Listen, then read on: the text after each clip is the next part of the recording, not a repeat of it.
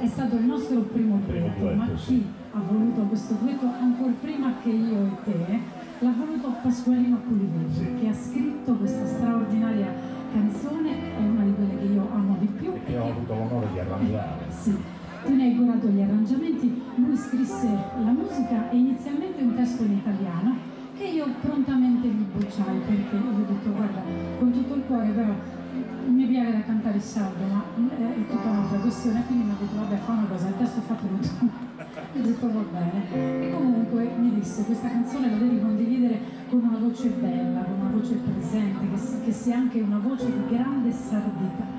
E subito la sua scelta ricade su di te, e ovviamente io non potevo che esserne felice. Da lì inizia la nostra fortunata collaborazione, ma oggi mi fa particolarmente piacere ricordare Pasqualino con questa sua straordinaria canzone e con te nuovamente sul palco insieme a me di Pasqualino Pulivelli, Samantha Saiano.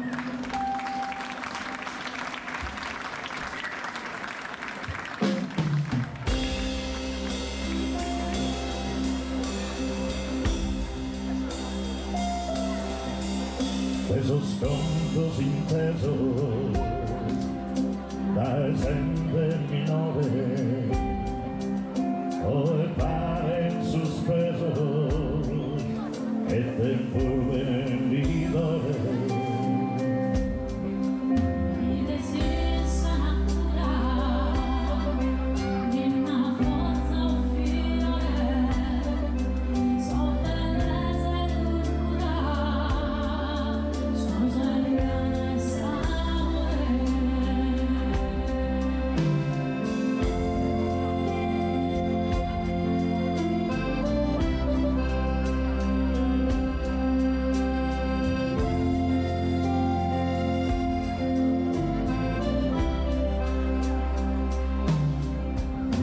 Era tanto incontrata, passi in